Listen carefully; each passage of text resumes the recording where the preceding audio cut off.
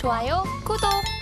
이어서 바로 종가 베팅할 섹터 알아보겠습니다. 자율주행차 이야기가 나온 만큼 대표님 섹터를 먼저 알아보고 싶어요. 자동차 쪽입니다. 사실 네. 자동차주들 요즘 너무 잘 갑니다. 그간 이전에는 사실 뭐 실적에 발맞추지 못하는 주가다 이런 얘기도 했었는데 인도 IPO 모멘텀이 부각이 되고 또 실적 시즌 다가오면서 또다시 모멘텀이 여러 가지가 부각되고 있는 것 같습니다. 네. 자동차주들 분위기 어떻습니까? 네, 사실 자동차가 갈만하면 나왔던 이야기가 네. 있죠. 피크아웃. 네. 이게 정말 듣기 싫은 소리인데 아무래도 워낙 실적이 이제 잘 나오다 보니까 지금보다 더 잘 나올 수 있을까라는 그런 의구심은 충분히 가질 수 있었던 것 같아요. 그런데 우리가 생각해봐야 되는 부분들이 이제 금리 인상을 해놓은 상황에서 자동차 너무나 비싼 제품입니다. 그래서 이 소득이 일정한 사람들이 이런 고급 제품들을 구매함에 있어서 당연히 고금리는 꺼려질 수밖에 없는 그런 요인들이었고 그럼에도 불구하고 현대 기아 자동차의 판매 굉장히 잘 나오고 있었거든요. 최근 뭐 국내 내수 시장에서의 좀 부진이 있다고는 하지만 북미에서의 자동차 판매 굉장히 좋은 호조세를 이어가고 있는 그런 상황이고요. 이런 부분들 실적은 굉장히 잘 나오는데 좀 저평가되어 있었다라는 부분 때문에 사실 밸류업 프로그램에서의 현대 자동차가 좀 부각이 되었던 그런 부분들이 있었습니다. 거기에 대해서 자사주 소각이라든지 어떤 배당 정책이라든지 이 주주 환원 정책을 내비치면서 주가가 우상향 흐름을 타기 시작했고 저항을 돌파하는 그런 관점에서 최근에 이제 불거져 나오는 이슈들이 바로 인도 법인 IPO 네. 모멘텀이죠. 사실 저는 이게 지금 언론에서 나오거나 리포트에 나오는 부분들을 생각해 보면 네. 이게 뭐 24조에서 한 30조 정도의 가치를 평가받을 수 있게 된다라는 부분이고 그런 가치가 이제 장부로 이렇게 적용이 됐을 때 현대자동차 더 싸다라는 관점이 이제 적용이 되는 건데요. 이게 과연 맞나 하는 생각이 좀 듭니다. 왜냐하면 우리 쪼개기 상장 이렇게 하면 그 밸류를 갖다가 그대로 그 지주사라든지 그 모기업에 이렇게 적용을 해주는 게 사실 쉽지 않다라는 부분들 다들 알고 계실 텐데 어찌되었던 인도 증시에 상장을 하는 거잖아요. 국내 증시 사실 코리아 디스카운트라는 얘기 많이 들어보셨겠지만 인도 같은 경우는 이 자동차 기업들 같은 경우 퍼가 거의 20에서 25배 정도로 굉장히 평가를 잘 받고 있는 그런 상황이거든요. 그런 쪽에 상장을 하는 부분에 있어서 가치를 다시 한번 재평가받는 부분에서는 분명히 현대자동차의 기업 가치 제고하는 그런 부분들이 있을 거고 그런 것이 현재 주가에 반영이 되고 있다라고 보시면 좋을 것 같습니다. 거기에 대해서 글로벌 3위 까지 올라온 네. 자동차 기업입니다. 예전에 상상하기 좀 힘들었던 네. 그런 순인데요. 이게 이제 지금 북미에서도 여전히 미국, 캐나다 할 거 없이 잘 팔리고 있는 상황이고요.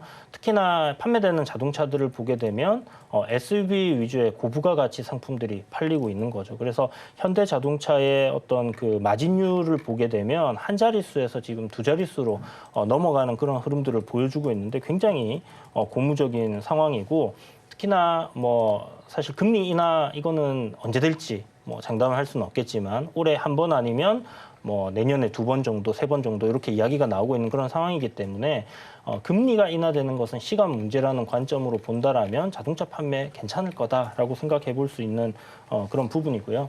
이제 7월이 조만간 뭐 보름도 안 남았습니다. 네. 7월 들어가면 이제 또 실적 2분기 뚜껑 열어봐야 되겠죠. 그러면 실적이 좋아질 만한 기업들에 대한 기대감들이 지금 현재 주가 상승을 이끌고 있다라고 봐야 되는 부분이 화장품 섹터라든지 이런 자동차 섹터들 상승에 충분히 우리가 명분을 들이댈 수 있는 그런 부분이다라고 생각이 들고요. 특히 미증시를 보면 현재 GM 같은 경우 신고가 흐름을 보여주고 있거든요.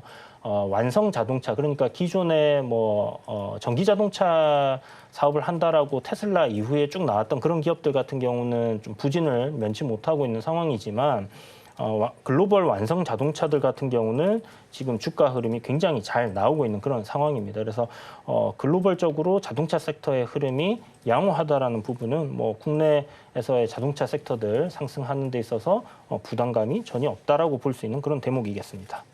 네, 그렇다면 부담감이 없는 대목 속에서 자동차 이제 부품주 단에서 가지고 오셨습니다. 성우하이텍인데 최근의 차트를 보면 좀 급격하게 상승하지 않았나 싶기도 했거든요. 네. 종가 베팅할 가능성이 있는 거죠.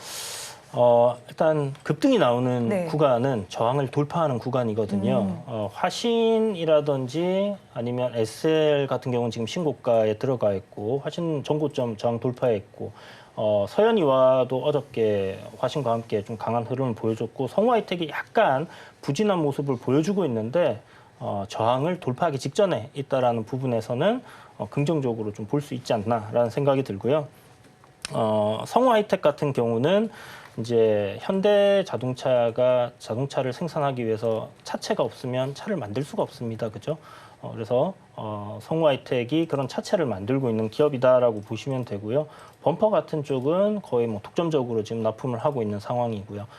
테슬라의 멕시코 법인 거기에 부품을 또 납품을 하고 있는 그런 기업이다라고 보시면 될 것 같아요. 그래서 현대 자동차 1차 벤더고 이제 미국이라든지 글로벌적으로 함께 진출을 해 있는 기업으로서 현대 자동차의 실적이 좋아진다라면 성우하이텍도 당연히 실적이 좋아질 수밖에 없겠죠.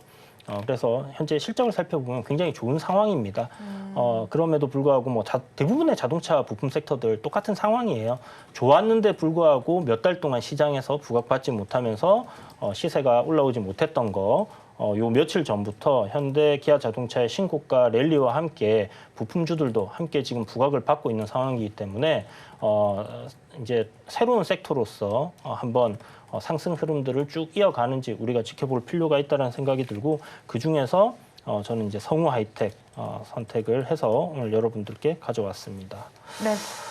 그렇다면 저희 가격 전략 어떻게 잡아갈까요? 네, 뭐 종가 매수 유효하다라는 생각이 들고요. 목표가는 일단 지금 저는 뭐 기업 가치로 본다라면 신고가를 넘어가야 된다고 생각하거든요. 네. 뭐 16,000원 넘어가야 되겠지만 일단은 그 앞에 있는 3부터 넘어야 되겠죠. 그래서 11,000원 정도 목표가 잡으시고요. 손절가는 최근에 만들어진 파동의 저점을 이탈하면 손절을 한다 생각하셔서 8,300원 정도 잡으시면 될 것 같습니다. 네, 종가 베팅할 종목 성우하이텍에 대한 의견 들어봤습니다. 이어서 본부장님께서 가지고 오신 섹터 알아보겠습니다. 방산 쪽입니다. 푸틴 러시아 대통령의 경우도 방북을 한다는 소식이 전해져 오고 있고요. 또 다른 모멘텀들도 있습니다. 어떤 부분부터 차례로 체크를 해볼까요? 사실 이제 오늘 자동차처럼 다 강하다라고 좀 볼 수는 없지만 시간차를 두고 어제 이어서 오늘 또 방산 쪽에서 강한 종목군들이 지금 나타나고 있기 때문에 방산 섹터에 대해서도 이제 단기적으로 보시기보단 중장기적으로 좀 보셔야 되는 요소들이 굉장히 많다라는 이야기를 좀 드리고 싶고요.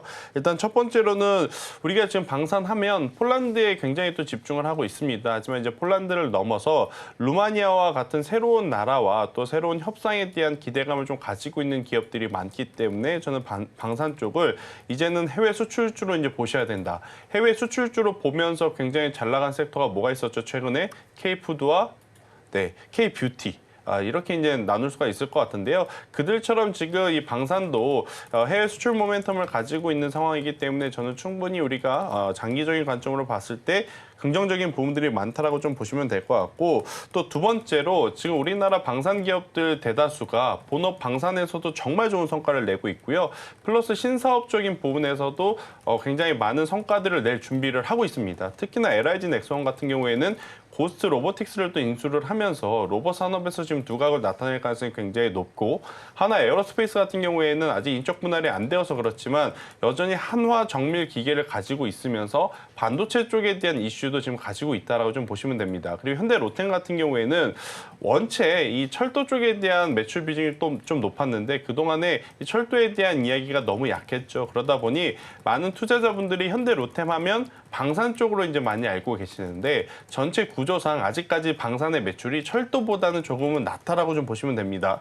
그런데 그 철도 쪽에서 최근에 해외 또 수주에 대한 이야기가 나온 상황이라서 기존에 잘하고 있던 방산 여기에 이제 플러스 알파적인 요소들이 많이 붙은 쪽이 또 관련주들이 많기 때문에 저는 지금의 위치도 많이 올랐다라고 좀 생각이 드시겠지만 그래도 계속 보셔야 된다라는 의견 한번 드려보도록 하겠고요. 그리고 이제 우리나라 증시도 그렇고 글로벌 증시도 그렇고 만약 대내 변수가 좀 작용이 돼서 조정이 나오게 된다라고 하면 가장 이제 유력한 게 이제 프랑스 쪽, 유럽 쪽에 대한 이슈가 첫 번째일 것 같고 두 번째로는 지금 이 푸틴의 어떤 행보가 아닐까라는 생각이 들어요. 오늘도 굳이 왜 북한을 또 간다라고 했는지 모르겠지만 또 하필이면 오늘 장중에 DMZ에서 지뢰 제거하다가 또 사고가 났다라는 뉴스까지 지금 나오고 있는 상황에서 만약 그런 뉴스 때문에 시장이 빠진다라고 하면 방사는 확실한 해지 전략, 해지 섹터로도 좀 볼 수 있기 때문에 저는 포트의 방산 중 하나쯤은 여러분들이 꼭 한번 보시는 것이 좋지 않겠는가라는 의견 드려보도록 하겠습니다. 네, 방산주 중에서는 한화 시스템을 가지고 오셨습니다. 네. 어떤 게 조금 더 매력적으로 보이셨어요? 일단은 제가 앞서서 방산 해외 수출 이야기 많이 드렸잖아요. 그러니까 이 한화 시스템이 해외 수출 비중이 굉장히 많이 커지고 있다는 게 포인트라고 보시면 됩니다.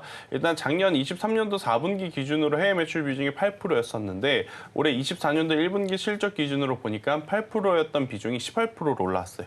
그러니까 당연히 주가의 상승 모멘텀도 10% 이상 더 올라올 수 있는 그런 명분이 생기는 것이고, 그리고 이제 다가오는 2분기에 지금 25% 정도의 또 해외 매출 비중이 이제 늘어난다라는 이야기가 있기 때문에 저는 만약 그것들이 반영이 된다면 저는 하나 시스템 같은 경우에는 현재 구간에서 최소, 그러니까 단순 어떻게 보면 산수 게임이겠지만 12% 정도 또 추가적인 상승 탄력을 또 보여줄 수 있는 요소가 있지 않을까라는 의견 한번 들어보도록 하겠고요.